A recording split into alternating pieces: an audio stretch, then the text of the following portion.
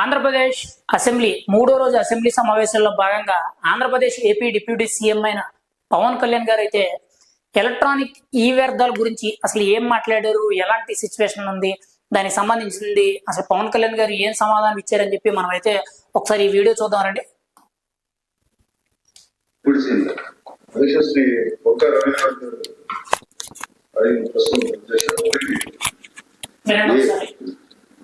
దేశంలోనే ఎలక్ట్రానిక్ వ్యర్థాలను ఉత్పత్తి చేసే 3 అగ్ర రాష్ట్రాల్లో ఆంధ్రప్రదేశ్ ఒకటి అనేది వాస్తవం లేదు. ఈ ప్రశ్నకి సమాధానం లేదు. ఇది ఉమ్మడి తెలంగాణ రాష్ట్రాన్ని కలుపుకుంటే ఏదైనా 3వ స్థానంలో తెలంగాణ ఉంది, ఆంధ్రప్రదేశ్ లేదు. 2 అయితే రాష్ట్రంలో ఎలక్ట్రానిక్ వ్యర్థాలను సక్రమంగా తరలించేందుకు ప్రభుత్వం తీసుకుంటున్న చర్యలు ఉత్పత్తిదారుల ద్వారా అందించబడిన దేశవ్యాప్త విక్రయాల డేటా ఆధారంగా జాతీయ స్థాయిలో ఎలక్ట్రానిక్ వ్యర్థాల ఉత్పత్తికి సెంట్రల్ పొల్యూషన్ కంట్రోల్ బోర్డు అంచనాల ప్రకారం ఆంధ్రప్రదేశ్ రాష్ట్రం 12వ స్థానంలో ఉందని పేర్కొనడం జరిగింది. దానికి అనుబంధంగా నకలు కూడా జత చేయడం. భారత ప్రభుత్వ పర్యావరణ, అటవీ, వాతావరణ మార్పుల మంత్రిత్వ శాఖ ఎలక్ట్రానిక్ వ్యర్థాల నిర్వహణ నిబంధనలు తెలియజేసింది. ఆంధ్రప్రదేశ్ లో 1 ఏప్రిల్ 2023 నుండి ఇప్పటి వరకు అమలు చేయబడుతుంది. ప్రస్తుతం ఎలక్ట్రానిక్ వ్యర్థాలను తరలించడం, రీసైకిల్ మరియు శుభ్రం చేయడానికి ఆంధ్రప్రదేశ్ రాష్ట్రంలో 6 ఎలక్ట్రానిక్ వ్యర్థాల రీసైకిల్స్ వ్యర్థాల సేకరణ కోసం నమోదయ్యాయి. రాష్ట్రంలో ఉత్పత్తి అయ్యే మొత్తం ఎలక్ట్రానిక్ వ్యర్థాలను ఎలక్ట్రానిక్ వ్యర్థాల రీసైక్లర్స్ ద్వారా సేకరణ జరుగుతున్నది.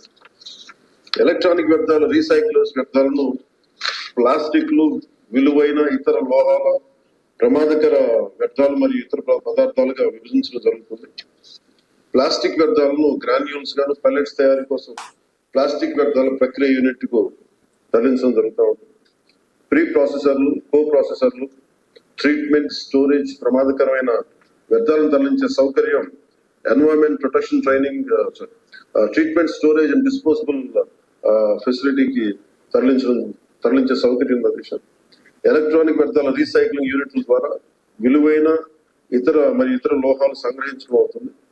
మరి ఇనర్ట్ మెటీరియల్ తరలించడానికి తదుపరి శాస్త్రీయ ట్రీట్మెంట్ కోసం TSDF అంటే ట్రీట్మెంట్, స్టోరేజ్, డిస్పోజల్ ఫెసిలిటీకి దీన్ని తరలించబడుతుంది.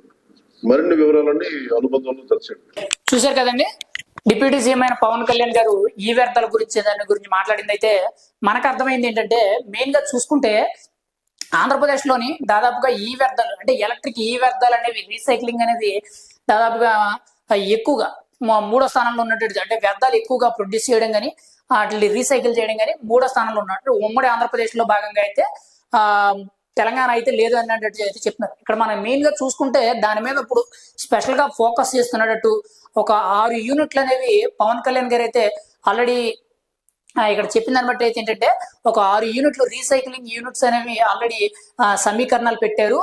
ఏదైతే ఆ వ్యర్థాలు ఉన్నాయో అవన్నీ సమీకరించి దేని పరంగా అంటే ప్లాస్టిక్ ఐరన్ ఏదైనా లోహాలు ఉంటే లోహాలను విడివిడిగా దానికి ఆ వ్యర్థాలన్నీ కూడా సపరేట్ చేసి వాటిని మళ్ళీ రీసైకిల్ చేస్తున్నట్టయితే చర్యలు చేపడుతున్నట్టయితే మనకు తెలుస్తుంది.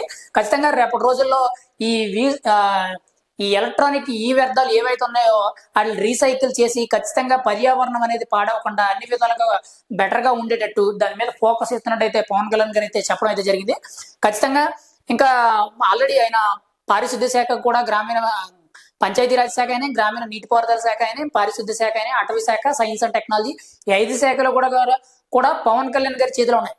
అంటే వీటి మీద ప్రత్యేకించి ఫోకస్ ఎక్కువ. మొన్న కూడా రీసెంట్ గా ఒక 1 వీక్ బ్యాక్ అనుకుంటా పవన్ కళ్యాణ్ గారు SLRM ప్రాజెక్ట్ అని చెప్పి, అంటే చెత్త నుండి సంపద సృష్టించడం ఎలా అని చెప్పి ఆ ప్రాజెక్ట్ స్టార్ట్ చేస్తున్నారు అన్నట్టు. అది కూడా పిఠాపురంలోనే మొట్టమొదటిగా ఒక యూనిట్ అనేది స్టార్ట్ చేద్దామని చెప్పి, అంటే చెత్తని సమీకరించి ఆ చెత్తని రీసైకిల్ చేసి సంపద ఎలా సృష్టించాలి అనేటట్టు చెప్పడం అయితే జరిగింది. ఖచ్చితంగా అది ఒక కొత్త అద్భుతం అనే చెప్పుకోవాలి. ఎందుకంటే గతంలో ఎంతో మంది వచ్చారు కానీ ఎవరు కూడా ఇలా చెత్తను రీసైకిల్ చేసి దాని మీద సంపద సృష్టించవచ్చు అని ఎవరు చెప్పలేదు. ఇప్పుడు చూసుకుంటే దాంతో పాటు ఈ ఎలక్ట్రిక్ ఈ వ్యర్థాలు ఏవైతే సైక్లింగ్ ఉందో దాని మీద కూడా ఖచ్చితంగా రేపటి రోజుల్లో చర్యలు తీసుకుంటాం. ఖచ్చితంగా పర్యావరణం అనేది పాడవకుండా ఎవరికి హాని లేకుండా దాన్ని చర్యలు తీసుకుంటాం. ఇంకా యూనిట్స్ కూడా పెంచుతాం అనేటట్టయితే ఆయన అయితే చెప్పడం అయితే జరుగుతుంది. ఖచ్చితంగా రేపటి రోజుల్లో ఆంధ్రప్రదేశ్ ఇప్పటి వరకు ఏదైతే పర్యావరణం నాశనం అయిపోయిందో అంటే పచ్చడి చెట్లన్నీ కొట్టేయడాలు, కొండలు దుల్చేయడాలు, ఎర్ర మట్టి దెబ్బల్ని తవ్వేయడాలు, ఇసుక, మట్టి మైనింగ్ మాఫియా, ఇవి కాకుండా ఎర్ర చందనం, ఇలాంటివి ఎన్నో ఉన్నాయి పర్యావరణానికి హాని కలిగించేవి. ఇవి కాకుండా ప్లాస్టిక్ వ్యర్థాలు కాకుండా ఇప్పుడు ఈ ఎలక్ట్రిక్ ఈ వ్యర్థాలు అండ్ పొల్యూషన్, ఇలాంటి పారిశుద్ధ్యానికి సంబంధించి ఏవైతే ఉన్నాయో ఈ ఎలక్ట్రిక్ వ్యర్థాలు కానీ లేకపోతే ఈ పొల్యూషన్ సంబంధించిన ఏవైతే ఉన్నాయో ఖచ్చితంగా రేపటి రోజుల్లో పవన్ కళ్యాణ్ గారు అయితే ప్రతి ఒక్కటి కూడా ఒక కొత్త వినూత్నమైన నిర్ణయాలు తీసుకుంటారు. ఖచ్చితంగా అవి ఇప్పటి వరకు ఆంధ్రప్రదేశ్ లో కానీ మన దేశంలో కూడా ఎక్కడా లేనట్టు కొత్త కొత్త నిర్ణయాలు తీసుకుంటూ వాటి మీద